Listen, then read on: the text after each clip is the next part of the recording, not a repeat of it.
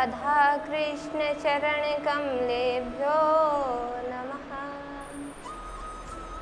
ओम स्वस्ति श्री गुरुदेव चरण कमलेभ्यो नमः। लंबोदरं परमसुन्दरमेकदन्तं रक्तांबरं त्रिनयनं परमं पवित्रम् उद्यद्दिवाकर करोज्ज्वलकायकान्तं विघ्नेश्वरं सकलविघ्नहरं नमामि।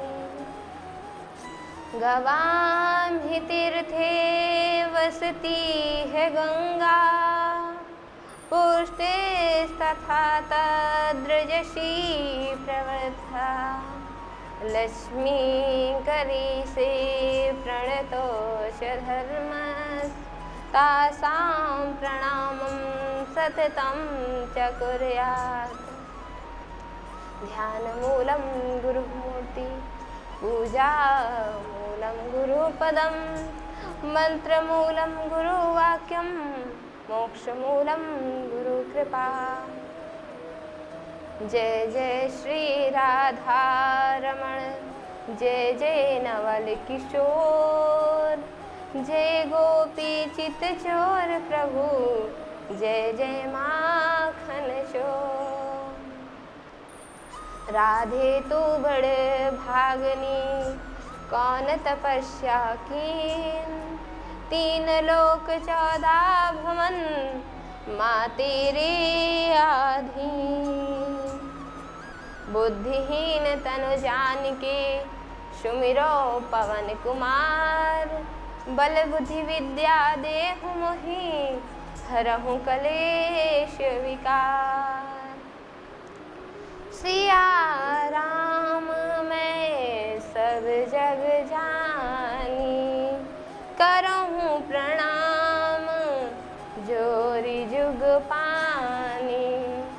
करहूँ प्रणाम जोरी जुग पानी, करहूँ प्रणाम जोरी जुग पानी। हरे राम राम राम हरे हरे, हरे कृष्ण कृष्ण कृष्ण हरे हरे। परम परात्पर अखिलेश्वर आकारण करुणा वर्णालय भक्ति वांछा कल्पतरु श्री पीताम्बरधारी श्री बाके बिहारी लाल जी के चरणों में इस बालिका का सादर प्रणाम। परम आराध्य विश्वानुनंदिनी किशोरी श्री राधा रानी जी के चरणों में इस बालिका का सादर प्रणाम। हमें सही मार्ग पर ले जाने वाले, गलत और सही की पहचान कराने वाले, अंधकार से प्रकाश की ओर ले जाने वाले सद्गुरुदेव जी के चरणों में मेरा सादर प्रणाम। इस ध्वनि यंत्र के माध्यम से जहाँ जहाँ दूर दूर तक मेरी आवाज़ पहुँच रही है, वहाँ के जीवों के हृदय में विराजमान मेरे गोविंद के चरणों में मेरा सादर प्रणाम। और जो भी इस कथा को श्रवण कर रहे हैं उन सभी से मेरा प्रेम भरा जय जय श्री राधे श्याम। आइए हम सभी समस्त पाप विनाशनी श्रीमद् भागवत कथा में प्रवेश करते हैं। आज श्री सुखदेव जी महाराज राजा परीक्षित को प्रिव्रत जी की कथा श्रवण कराते हैं। कहते हैं कि प्रिव्रतो भागवत आत्मा रामः कथं मुने, गृहे रमत्यन्मूलः कर्म बंधा पराभवा।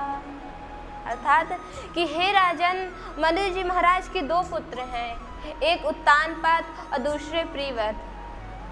उत्तानपाद जी का चरित्र तो हमने पूर्व में आपको श्रवण करा दिया, अब हम आपको प्रिव्रत जी का चरित्र श्रवण कराते हैं।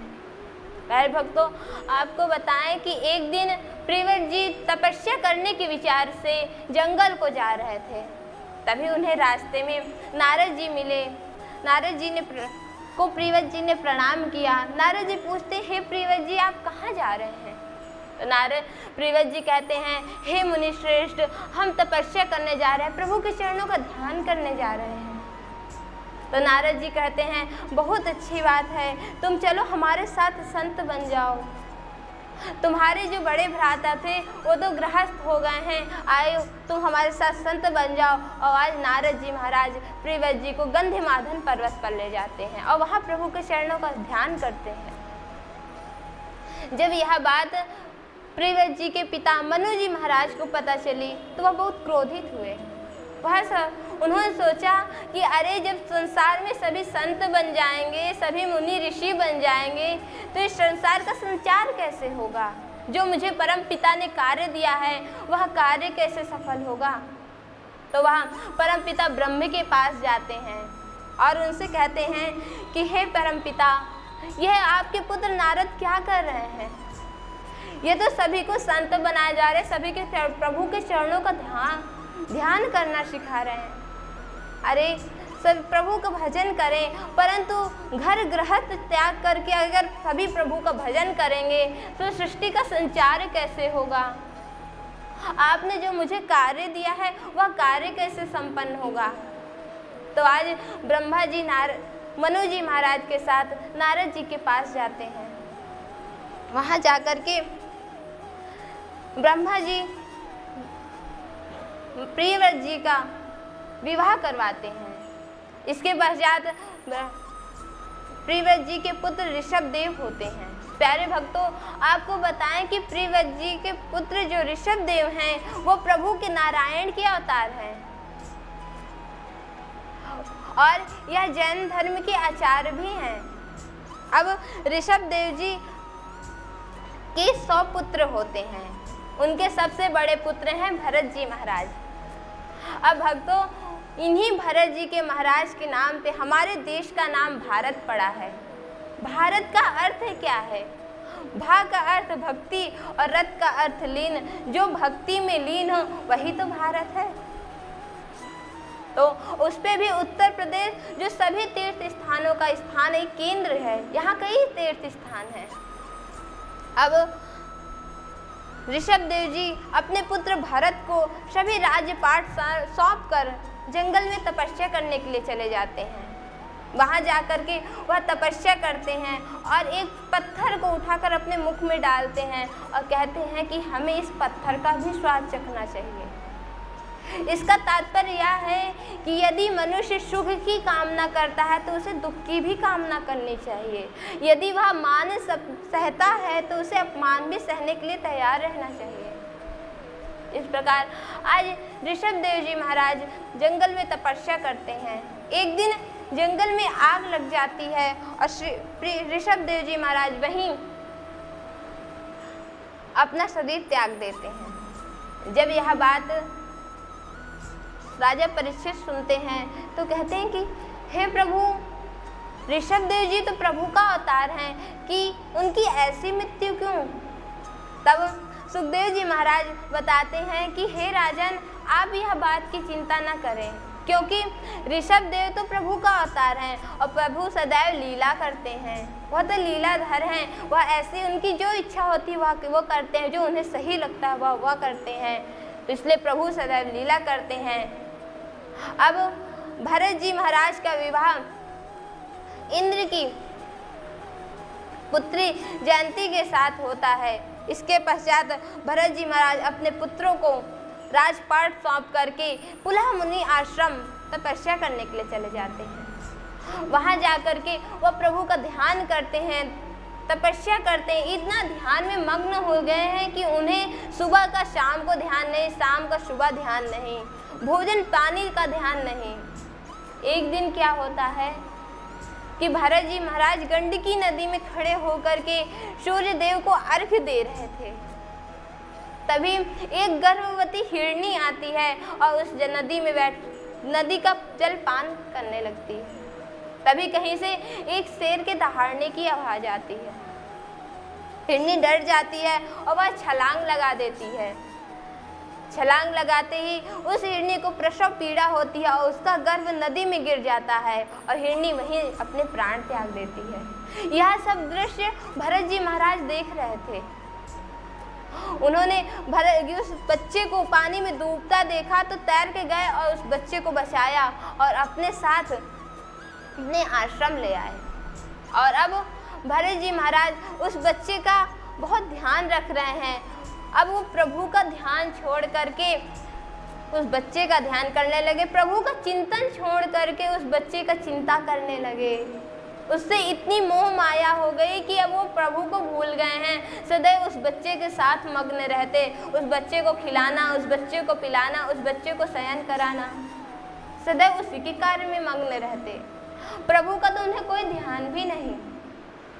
और एक दिन क्या होता है कि कुछ हिरणों का झुंड उस आश्रम में आता है, तो फिर वह बच्चा उनके साथ चला जाता है।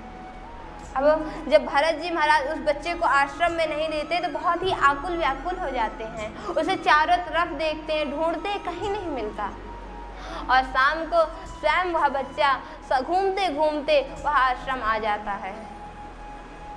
कुछ दिन बीतते हैं, पुनः यही होता है कि कुछ हिरण का झुंड आता है और बच्चा पुनः उन हिरण के झुंडों के साथ चला जाता है, लेकिन पुनः कभी नहीं आता, वापस लौट के वह नहीं आया। अब भरत जी महाराज बहुत ही दुखी हैं, सदैव उस बच्चे की याद में रहते, उस बच्चे के बारे में सोचते कि उसने खाना खाया होगा कि नहीं, उसने कुछ खाया होगा कि नहीं, उसने कुछ पिया होगा कि नहीं, कैसे कहाँ रहा होगा, कहाँ होगा, जीवित भी होगा या नहीं। न जाने कैसे कैसे विचार आते भरत जी के मन में, बहुत ही चिंता करते। तो एक दिन क्या होता है कि काल आता है और भरत जी को जोर का थप्पड़ मारता है, भरत जी अपने प्राण त्याग देते हैं। पर भक्तों, आपको बताएं कि हमारी जो हम अंत समय में जो सोचते हैं, हमारा जैसा कार्य होता है, हमारे जैसे विचार होते हैं, वैसे ही हमारा अगला जन्म होता है। कहते हैं ना कि अंतमति सद्गति, वैसे ही जैसे हम अंत समय में सोचेंगे, जैसा हम अंत समय में करेंगे, तो जैसा वह सोचते हैं, हम जैसा सोचते हैं वैसा ही हमारा अगला जन्म होता है। कहते हैं कि अंतमति सद्गति, तो आज भरत जी महाराज को अगला जन्म हिरण का मिला है।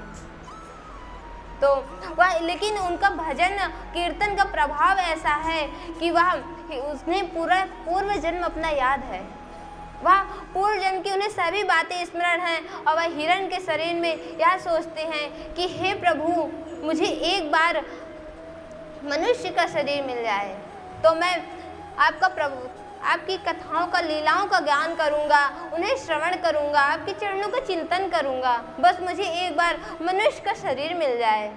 या आज भरत जी महाराज ये सोच रहे थे। एक दिन क्या होता है कि उस जंगल में आग लग जाती है, तो उनकी वही मृत्यु हो जाती है। अब भरत जी महाराज का अगला जन्म एक अंगीरस गोत्री ब्राह्मण के यहाँ होता है।